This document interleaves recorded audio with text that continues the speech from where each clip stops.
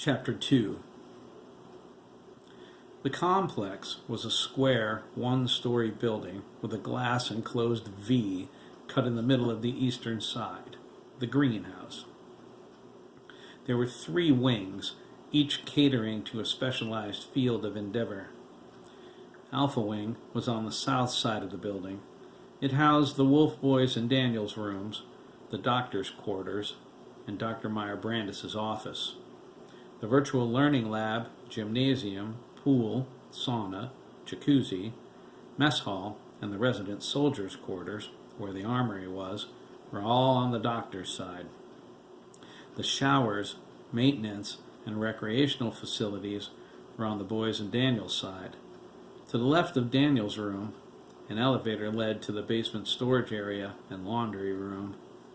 Further left, a steel-coated access door opened to an inclined hallway that led past the conference room into Gamma Wing. Gamma Wing was in the center of the complex. Its main floor was raised slightly higher than its sister wings because the complex's miniature nuclear power plant was beneath it. Gamma Wing was the medical facility and control center. It contained the surgical theater, Dr. Meyer Brandis' genetics lab, Dr. McAllister's computer lab, and Dr. Wang's cybernetics lab. The main lab was for processing the Wolf Boys' blood work and examinations data. Operations, referred to as OPS by the complex's staff, was at the top of the inclined hallway from Alpha Wing on the right side, followed by Exam Room 1, with gestations on the left. The observation booth was between Ops and the exam room, overlooking the greenhouse. A huge blast-resistant, coated access steel door stood on the north side of the main hallway by the surgical theater. It was the entrance to Omega Wing, Alpha Priority classified. There was no higher clearance level except Tom Granger's, the agency director. His level was non-applicable. Dr. Meyer Brandis was in the observation booth next to Ops. Daniel led the Wolf Boys through a difficult series of stretches in the greenhouse below. The booth was 10 feet above the greenhouse's lawn. It had a protruding all-glass front that allowed her to see in every direction. The doctor appeared irritated as Oliver and Corny entered through the Alpha Wing access doors. She snorted as they fell into formation. Daniel gave them a minute to stretch, called the boys to attention, and began their morning calisthenics. Dr. Meyer Brandis glared at them. Working out of the greenhouse today was her idea. She wanted a final opportunity to observe Oliver. One last chance to find some reason, any reason, to keep him from leaving the complex. His imminent departure filled her with anxiety. "Damn you, Granger," she thought, clenching a fist. "You're allowing this to go forward too fast. Everything's going to hell all over again." Her eyes narrowed behind her glasses. "One lousy mistake," she agonized, "and we were so careful this time." The greenhouse had an elaborate lattice of windows. Grass, trees, flowers of a dozen different species, and a large central fountain gave it a park-like atmosphere. The fountain was beautiful white marble, topped with colorful holographic dolphins that continuously leaped into the pool below. It was a masterpiece of art and science. Commissioning it, like building the greenhouse, was one of Dr. Wainwright's brilliant ideas. Dr. Meyer Brandis looked up at the glass lattice through the observation booth's windows. She ground her teeth and cursed herself for not considering its obvious vulnerability. "Give them a taste of the outdoors, Carolyn," Dr. Wainwright had said. "They long for it. Wouldn't you?" Dr. Meyer Brandis didn't care what the boys longed for. She thought, "This is an agency operation, not a foster home. The boys weren't bred to carry emotional baggage." Unfortunately, Tom Granger's standing orders said the Wolf Boy's mental health was of paramount concern. It gave Dr. Wainwright an inordinate amount of power. Dr. Meyer Brandis begrudgingly allowed the greenhouse project to go forward. She never considered the consequences until it was too late. None of the boys were supposed to leave the complex, she thought. Not yet. Not until we were sure certain problems were solved.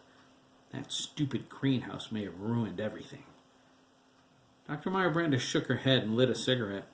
She was trying to quit, but after everything that happened, she was failing. There's nothing I can do about it now. There's no way I can stop this. The more she thought about it, the more she wanted an ironclad reason to put a bullet in Wainwright's head. Instead, she resumed watching the boys and brooded. Oliver was in perfect form, as usual. They all were, to her disgust and secret pride. Deep down, she cared about the boys very much. She watched as Daniel took them through a workout that would have stressed the attached contingent of Marines. Daniel was sweating like a pig, but the boys weren't even breathing hard. They were performing well above her expectations. She flipped the intercom switch on the wall, punched in the appropriate extension code, and said, "Dr. Wang, come to the observation booth." "On my way," Dr. Wang replied. Dr. Meyer Brandis stared out at the glass lattice again, her anger building anew. A hailstone, she thought, suddenly furious. A damned hailstone! It happened on a Sunday. Oliver was in the greenhouse reading his books. No one could have predicted it, and she knew that, but I should have considered it. A stupid hailstone crashes through the glass lattice and exposes Oliver to the open air. The second it happened, everything fell apart. Dr. Meyer Brandis could have cried at the look of dread on Oliver's face. He thought he was dead. The doctors always said as much, so why would he believe anything different? But when he didn't die? Hell, she thought. There were only two choices. They could erase Oliver's memory of the event. That was her suggestion. Both Doctors Wainwright and McAllister opposed that. There was no telling what kind of damage that would do to Oliver's delicate nature. It left them with the only other choice. They could let Oliver go. Tom Granger supported that idea. "Well, Carolyn," he remarked, when she called to inform him of the situation, a field test was inevitable. Did he know what he was saying?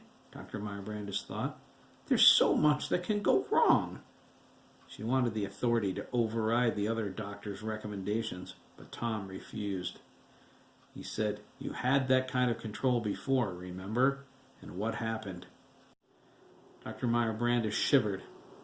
It's too horrible to consider. If it falls in on us again. Carolyn? Dr. Wang asked.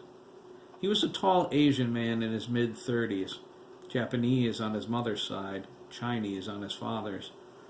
His hair was a bit too long for a scientist, but he was the world's authority on cybernetics. He stepped into the observation booth. "Here," she replied, gesturing toward the window with her chin. She took a long drag from her Marlboro. "Look." Dr. Wang peered out at the Wolf Boys. After a few moments, he said, "Spectacular." "I concur." "Then there's no stopping him?" Dr. Wang asked. His voice caught in a slight tremor of concern. "No. I even locked McCall out of his room last night to test his emotional responses. Negligible. Their bond is strong." Dr. Wang shook his head. "This is wrong. A field test was inevitable." "Yes, but under controlled circumstances," he interjected. "Oliver's earned his clearance, Doctor," she snapped, whirling around. "Do you think I want this?" Their gazes shifted toward the windows. They each held their breath while they waited. Were we overheard? Dr. Meyer Brandis thought. Jesus, we must be careful. Below, Adam glanced up at them, scowling. Neither doctor noticed. They were focused on Oliver. Dr. Meyer-Brandis said, "I apologize, Doctor." "As do I," Dr. Wang agreed. "This is pointless. The decision is made. Let's hope we're not the ones who have to pick up the pieces." She stubbed out her cigarette in the ashtray mounted on the window frame and went back to the intercom. She flipped the switch and dialed the extension for Central Services in Washington, D.C. "Central," the operator said. "Identify for voice print verification. Dr. Meyer-Brandis.